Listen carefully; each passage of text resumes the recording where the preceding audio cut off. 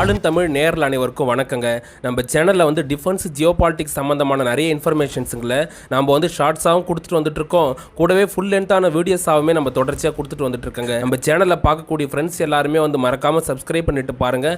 அப்போ தான் ஃப்ரெண்ட்ஸ் அது எங்களுக்கு பெரிய ஹெல்ப்பாகவும் மோட்டிவேஷனாகவும் இருக்கும். இப்போ ஷார்ட்ஸ் 3 மினிட்ஸாக மாறி இருக்கக்கூடிய நிலமையில் டிஃபென்ஸ் ஜியோபாலிட்டிக்ஸ் சம்மந்தமான இன்ஃபர்மேஷன்ஸுங்களை நம்ம இப்போ கொஞ்சம் ப்ராடாகவும் கொடுத்துட்டு வந்துட்டு இருக்கோம். அதையும் போய் பாருங்கள், எங்களுக்கு வந்து சப்போர்ட் பண்ணுங்கள். பொதுவாகவே ஒரு பெரிய டெமோக்ராட்டிக் கண்ட்ரியாக இருந்துட்டு இருக்கக்கூடிய இந்தியாவுக்கு வந்து பாதுகாப்பு ரீதியாக வந்து வார் த்ரெட்ஸுங்களை கொடுத்துட்டு இருக்கக்கூடிய நாடாகவும் மேலும் வந்து டிப்ளமேட்டிக்காகவும் நிறைய பிரச்சனைகளை தொடர்ச்சியாக கொடுத்துட்டு வரக்கூடிய நாடுங்க வந்து இந்தியாவோட பார்டர்ஸை ஷேர் பண்ணிட்டு இருக்கக்கூடிய நாடுங்களாக தான் எப்பவும் அதிகமாக இருந்துட்டு இருக்காங்க. குறிப்பாக நான் சொல்லிட்டு இருக்கக்கூடிய அந்த நாடுங்க யாருன்றது உங்களுக்கே தெரிஞ்சிருக்குங்க. அந்த நாடுங்க யாருன்னு பார்த்துக்கிட்டிங்கன்னா பாகிஸ்தானும் சீனாவுமா இருந்துட்டு இருப்பாங்க. ஏன்னா கடந்த 70 வருஷமாகவே இந்தியாவுக்கு எதிரான வேலைங்களை தான் அவங்க தொடர்ச்சியாக பண்ணிட்டு வந்துட்டு இருக்காங்க. இந்த காரணத்தினாலே வந்து இந்தியா அந்த 2 நாடுகளோட வச்சிருக்கக்கூடிய டிப்ளமேட்டிக் ரிலேஷன்ஷிப்ன்றது எப்போவுமே வந்து திட்டமாக தாங்க இருந்துட்டு இருக்கும். ஏன்னா ஏதாவது ஒரு காரியம் பண்ணி அவங்க வந்து டிப்ளமேட்டிக் ரிலேஷன்ஷிப்பை சரியில்லாத ஒரு கட்டத்தில் தான் தொடர்ச்சியாக வச்சுட்டு இருப்பாங்க. இந்த வரிசையில் கடந்த 1 வருஷத்துக்கு மேலே இந்தியாவோட இருக்கக்கூடிய ரிலேஷன்ஷிப்பை வந்து மோசமான கட்டத்துக்கு கொண்டு போய் 2 நாட்டுக்கு நடுவில் இருக்கக்கூடிய தூதரக உறவே வந்து முறிச்சுக்கிற அளவுக்கு மோசமான ஒரு விஷயத்தை பண்ண நாடு யாருன்னு பார்த்துக்கிட்டிங்கன்னா கேட்குற உங்களுக்கே வந்து பெரிய ஆச்சரியமாக இருக்குங்க. அந்த நாடு வந்து அமெரிக்காவோட பார்டர்ஸ் ஷேர் பண்ணிட்டு இருக்கக்கூடிய கனடாவாக இருந்துட்டு இருக்காங்க. கனடாவோட பார்டர்ஸை ஷேர் பண்ணிட்டு இருக்கக்கூடிய அமெரிக்காவை பற்றி உங்களுக்கு வந்து நிறைய தெரிஞ்சிருக்குங்க. அமெரிக்கா வந்து ஒரு காலத்தில் இந்தியாவுக்கு எதிரான நிலைப்பாடை வந்து பெரிய அளவில் கடைபிடிச்சாங்க. பாகிஸ்தானுக்கு ஆதரவாக வந்து F-16 போர் விமானத்தை கொடுக்கறது, அதுக்கப்புறம் இந்தியா அணுகுண்டு சோதனை பண்ணப்ப இந்தியா மேலே வந்து நேரடியாக பொருளாதார தடை விதிக்கிற அளவுக்கு விஷயங்களை வந்து கையில் எடுத்து பண்ணாங்க. ஆனால் கனடாவை பொறுத்த வரைக்கும் அவங்க வந்து இந்தியாவுக்கு எதிரான விஷயங்களை வந்து பெரிய அளவில் எதுவும் பண்ணதே கிடையாதுங்க. அமெரிக்காவோட ஒரு கூட்டாளியே செயல்பட்டாலுமே கூட இந்தியா ஒரு டெமோக்ராட்டிக் கண்ட்ரியாக இருக்கக்கூடிய காரணத்தினால இந்தியாவோட வந்து ஒரு நல்ல ரிலேஷன்ஷிப்பை தாங்க பல வருஷமாக வந்து கனடா ஃபாலோ பண்ணிட்டு வந்தாங்க. ஆனால் கனடாவோட இப்போதைய பிரதமராக இருந்துட்டு இருக்கக்கூடிய ஜஸ்டின் ட்ரூடோ வந்து கடந்த 1 வருஷத்துக்கு மேலே இந்தியாவோட இருக்கக்கூடிய டிப்ளமேட்டிக் ரிலேஷன்ஷிப்பை ரொம்ப மோசமான கட்டத்துக்கு கொண்டு போகிற விதமாக பல ஃபால்ஸ் அலிகேஷனை வந்து தொடர்ச்சியாக இந்தியா மேலே வச்சுட்டே வந்தார். அதுக்கு ஆதாரம் என்னன்னு சொல்லி கேட்டால் ஆதாரத்தையும் கொடுக்கல அவரு. மேலும் வந்து இந்தியாவோட இருக்கக்கூடிய ரிலேஷன்ஷிப்பை பாதிக்கிற மாதிரியான விஷயங்களை தொடர்ச்சியாகவே பண்ணிட்டு வந்தார். குறிப்பாக இந்தியாவுக்கு எதிராக செயல்படக்கூடிய காலிஸ்தான் அமைப்புக்கு துணையா நின்று அவங்களுக்கு ஆதரவாக பேசிட்டு வந்த ஜஸ்டின் ட்ரூடோ வந்து பல காரணங்களால் இப்போ கனடாவுடைய அதிபர் பதவியை வந்து ராஜினாமா பண்ணியிருக்கக்கூடிய விஷயன்றது ஜியோ பாலிட்டிக்ஸில் வந்து பெரிய பரபரப்பை ஏற்படுத்தியிருக்குதுங்க. ரொம்ப வருஷமாக கனடாவுடைய ஸ்ட்ராங்கஸ்ட் பிரைம் மினிஸ்டராக தொடர்ச்சியாக ஆட்சி நடத்திட்டு வந்த ஜஸ்டின் ட்ரூடோ எந்த மாதிரியான பிரச்சனைகளால் தன்னுடைய பதவி இப்போ ராஜினாமா பண்ணியிருக்காருன்றதை பற்றியும் மேலும் கனடான்ற ஒரு பெரிய நாட்டை தன்னுடைய 51வது மாநிலமாக வந்து சேர்த்தே தீரும் அப்படின்ட்டு வந்து ட்ரம்ப் சொல்லியிருக்காரு. அதை பற்றி இந்த வீடியோவில் நம்ம பார்க்கலாங்க. வீடியோக்குள்ள போறதுக்கு முன்னாடி வந்து நம்ம ஆளும் தமிழ் சேனலை மறக்காம சப்ஸ்கிரைப் பண்ணிக்கங்க.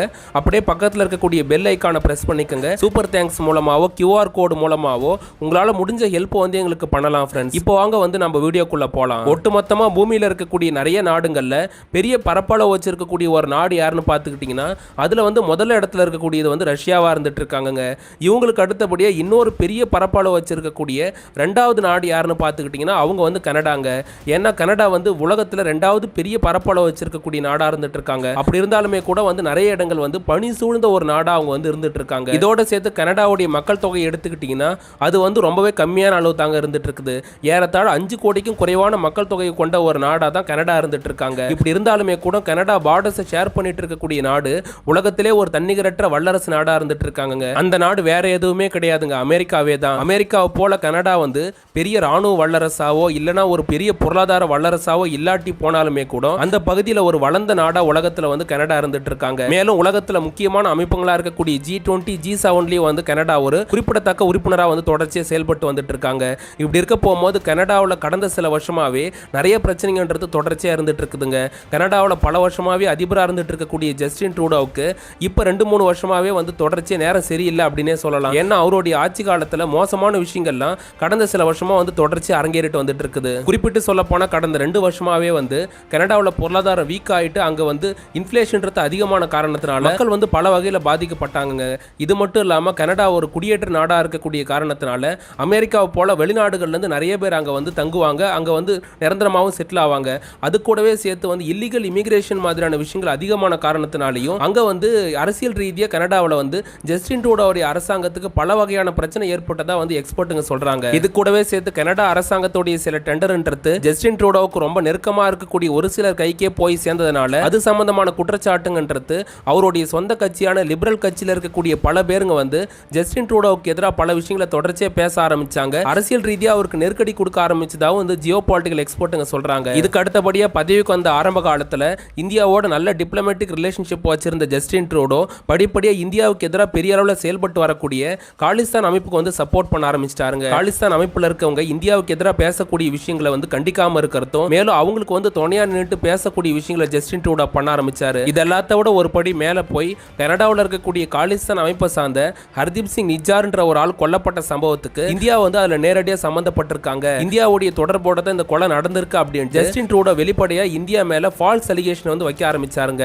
இதோட சேர்த்து கனடாவில் இருக்கக்கூடிய இந்திய எம்பசியில இருக்கக்கூடிய முக்கியமான ஆளுங்க அங்க கனடாவில் வந்து உளவு பார்க்கறாங்க அப்படின்ட்டு அபாண்டமான குற்றச்சாட்டுகளை தொடர்ச்சியா வைக்க ஆரம்பிச்சாரு. இந்த மாதிரி இன்டெலிஜென்ஸ் அதிகாரிங்க சிலர் சொன்னாங்கன்னு சொல்லிட்டு இந்தியா மேல தவறான குற்றச்சாட்டுகளை தொடர்ச்சியா வச்ச காரணத்தினால இந்தியாவுக்கும் கனடாவுக்கும் இருக்கக்கூடிய டிப்ளமேட்டிக் ரிலேஷன்ஷிப்ன்றது மோசமான கட்டத்தை எட்டுச்சுங்க. இந்தியாவில் இருக்கக்கூடிய கனடா தூதரகங்களை இந்தியா வெளியேற்ற சொல்லி சம்மன் கொடுத்ததும் மேலும் கனடாவில இருந்து இந்திய தூதரகங்களை வந்து அவர் வெளியேற்றின மாதிரியான விஷயங்கள்லாம் ரொம்ப மோசமான விஷயமா தொடர்ச்சியா ஜியோ பாலிட்டிக்ஸ்ல வந்து பார்க்கப்பட்டுச்சு. ஒரு பக்கம் இந்தியாவோட பிரச்சனை, இன்னொரு பக்கம் கனடாவுடைய பொருளாதாரம் வீக்கான மாதிரியான விஷயங்கள்லாம் ஜஸ்டின் ட்ரூடோவுடைய அரசாங்கத்துக்கு பெரிய அரசியல் நெருக்கடி உண்டு பண்ணுச்சுங்க. இதனால கடந்த டிசம்பர் மாசம் 2024 அந்த நாட்டுடைய துணை பிரதமராகவும் பினான்ஸ் மினிஸ்டராகவும் இருந்த கிறிஸ்டியானா ஃப்ரீலாண்ட்ன்றவங்க தன்னுடைய பதவி வந்து ராஜினாமா பண்ணாங்க. அடுத்த நிமிஷத்துல இருந்தே ஜஸ்டின் ட்ரூடோவுடைய அரசாங்கம் வந்து ஆட்டம் காண ஆரம்பிச்சது. அவருடைய லிபரல் கட்சியில வந்து கொடுத்த நெருக்கடி காரணமா ஐயோ என்ன விடுங்க நான் ஊருக்கு போறேன்ற மாதிரி ஜனவரி 6 2025 அன்னைக்கு ஜஸ்டின் ட்ரூடோ நாட்டு மக்கள் கிட்ட என்ன பேசினார்னா, நான் வந்து தொடர்ச்சியா இந்த கட்சியில பயணிச்சுட்டு வந்தேன், நாட்டு மக்களுக்கு என்னால முடிஞ்ச அளவுக்கு நிறைய விஷயங்களை நான் கொடுத்தேன், இருந்தாலுமே கூட அரசியல் ரீதியா பல நெருக்கடிகளை தொடர்ச்சியா சந்திச்சுட்டு வரேன், இந்த காரணத்தினால தொடர்ச்சியா இந்த பதவியில நான் நீடிக்க விரும்பல, இதனால என்னுடைய பதவி வந்து நான் ராஜினாமா பண்றேன்னு வந்து வெளிப்படையா அறிவிச்சாருங்க. மார்ச் மாசம் 2025 வரைக்கும் ஜஸ்டின் ட்ரூடோ பிரைம் மினிஸ்டர் பதவியில தொடர்ச்சியா நீடிப்பார் அப்படின்ட்டு அதுக்கப்புறம் லிபரல் கட்சியில இருந்து புதுசா ஒரு ஆளை தேர்ந்தெடுத்து அவங்கள வந்து பிரைம் மினிஸ்டர் ஆக்க இருக்காங்க. இப்போதைக்கு 8 பேர் இருக்கக்கூடிய அந்த லிஸ்ட்ல தமிழ்நாட்டை பூர்வீகமா கொண்ட அனிதா ஆனந்த் என்றவங்களும் முதல் 3 இடத்துல வந்து இருக்கக்கூடிய காரணத்தினால ஒருவேளை அவங்க கூட வந்து கனடாவுடைய பிரதமர் ஆவதுக்கு அதிக வாய்ப்பு இருக்கு அப்படின்ட்டு ஜியோ பாலிட்டிக்கல் எக்ஸ்பர்ட்டுங்க வந்து சொல்றாங்க. கனடாவுக்கு புதுசா பிரைம் மினிஸ்டர் வரக்கூடியவங்க வந்து ஜஸ்டின் ட்ரூடோ மாதிரி அங்க இருக்கக்கூடிய காலிஸ்தான் அமைப்புக்கு ஆதரவு கொடுக்காம மேலும் வந்து இந்தியாவோட இருக்கக்கூடிய பழைய பிரச்சனைகள் எல்லாத்தையும் சரி பண்ணிட்டு புதுசா கனடாவுக்கு இந்தியாவுக்கு வந்து நல்ல ரிலேஷன்ஷிப்பை உண்டு பண்ணுவாங்க, எந்த விதமான பிரச்சனைகளும் இல்லாம ரெண்டு நாட்டோட ரிலேஷன்ஷிப்பும் நல்லபடியா வந்து மெயின்டைன் ஆகும் இதுக்கப்புறம் அப்படின்ட்டு எக்ஸ்பர்ட்டுங்க வந்து சொல்றாங்க. ஜஸ்டின் ட்ரூடோ கனடாவுடைய பிரைம் மினிஸ்டர் பதவி வந்து ரிசைன் பண்ணிருக்கக்கூடிய வேலையில இந்த விஷயத்தை பத்தி அமெரிக்காவுடைய புதிய அதிபராக வர இருக்கக்கூடிய டொனால்ட் ட்ரம்ப் என்ன சொல்லியிருக்காருன்னா, கனடா வந்து ஒரு நாடா செயல்படுறதுன்றது நல்லது இல்ல, அவங்களுக்கு அவங்களுடைய எதிர்காலம் பாதுகாப்பு வளர்ச்சி மாதிரியான விஷயத்துக்கு அமெரிக்கா வந்து நிறைய வந்து நிதி உதவிகளை தொடர்ச்சியா கொடுத்துட்டு வந்துட்டு இருக்கு, அந்த மாதிரியான விஷயங்கள் அவங்களுக்கு தேவையே படாது, கனடா அமெரிக்காவுக்கு பக்கத்துல தனியா ஒரு நாடா செயல்படுறதுன்றது சரியில்லாத ஒரு விஷயம், கனடா வந்து அமெரிக்காவுடைய 50 மாகாணங்களுக்கு அடுத்தபடியே 51வது மாகாணமா இணையறது தான் கனடாவுடைய எதிர்காலத்துக்கும் பாதுகாப்புக்கும் நல்லது அப்படின்னு சொல்லி இருக்கக்கூடிய ட்ரம்ப் வந்து அவருடைய சோசியல் மீடியாவில் ஒரு வரைபடத்தையும் வெளியிட்டிருக்காருங்க. அதுல கனடாவுடைய வரைபடத்தையும் அமெரிக்கா வரைபடத்தையும் ஒன்னா ஒருங்கிணைச்சு அமெரிக்கா ஒரு பெரிய நாடா வந்து காட்டியிருக்காரு. அதுல அலாஸ்காவில இருந்து அமெரிக்காவா இருக்கக்கூடிய அந்த வரைபடம் வரைக்கும் அமெரிக்கா ஒரு பெரிய நாடா வந்து போர்ட்ரேட் ஆயிருக்குங்க. இந்த ஒரு வரைபடம் வெளியிட்ட விஷயம்ன்றது கனடாவுக்கு ஒரு பெரிய அதிர்ச்சியை கொடுத்திருக்கு அப்படின்னே சொல்லலாம். பேசி இருக்கக்கூடிய இந்த விஷயத்தை பத்தி ஜஸ்டின் ட்ரூடோ என்ன சொல்லியிருக்காருன்னா, கனடா மக்கள் வந்து தனி நாடா இருக்கத்தான் விரும்புறாங்களே தவிர அமெரிக்காவுடைய ஒருங்கிணைஞ்ச மாகாணமா செயல்பட எந்த காலத்திலயும் அவங்க விரும்பல, அதனால என்னன்னைக்கும் கனடா தனி நாடாவே தான் இருக்குமே தவிர அமெரிக்காவோட இணையறதுக்கெல்லாம் வாய்ப்பே கிடையாது அப்படின்ட்டு ஜஸ்டின் ட்ரூடோ சொல்லியிருக்காருங்க. ஜனவரி 20 2025 அன்னைக்கு அமெரிக்காவுடைய புதிய அதிபரா பொறுப்புக்கு வந்ததுக்கு அப்புறம் தான் ட்ரம்ப் என்ன மாதிரியான விஷயங்கள்லாம் பண்ணுவாரு அப்படின்றத பொறுத்து இருந்தாங்க நம்ம பார்க்க வேண்டியிருக்கும். ஏற்கனவே அதிபரா வர்றதுக்கு முன்னாடியே வந்து கிரீன்லாண்டை வந்து அமெரிக்காவோட இணைக்க போறேன்னு சொல்லியிருக்காரு. மேலும் சூயஸ் கால்வாய் பகுதியில் அமெரிக்காவுடைய கப்பலுக்கு அதிகமான வரி விதிக்கிறாங்க, அதனால சூயஸ் கால்வாயை வந்து அமெரிக்காவை எடுத்துக்க போகுதுன்னு சொல்லியிருக்காரு.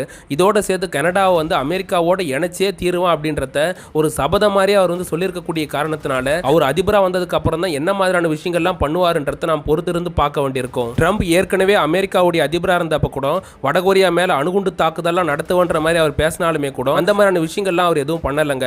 அதனால அவர் பேசுறது ஒரு அதிரடியா தெரிஞ்சாலுமே கூட நடைமுறையில் எந்த நாடுகளுக்கு எதிராகவும் அவர் பெருசா எதுவும் பண்ண மாட்டார் அப்படின்ட்டு தான் ஜியோ பாலிட்டிக்கல் எக்ஸ்பர்ட்டுங்க வந்து சொல்றாங்க. வீடியோ பார்த்துட்டு இருக்கக்கூடிய ஃப்ரெண்ட்ஸ் எல்லாருமே வந்து மறக்காம சப்ஸ்கிரைப் பண்ணிக்கோங்க, அப்படியே பக்கத்தில் இருக்கக்கூடிய நோட்டிஃபிகேஷன் பட்டனை பிரஸ் பண்ணிக்கோங்க.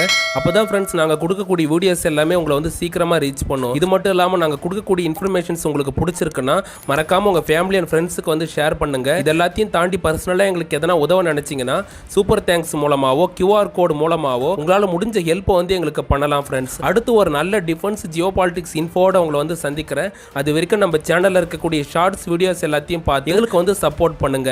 இதுக்கு அடுத்தபடியே நம்ம நண்பருடைய சேனலாக இருக்கக்கூடிய வை பிரதர்ஸ் சேனலையும் சப்ஸ்கிரைப் பண்ணிக்கோங்க. டிஜிட்டலாக உங்களால் நிறைய இடங்களுக்கு வந்து ட்ராவல் பண்ண முடியும் ஃப்ரெண்ட்ஸ்.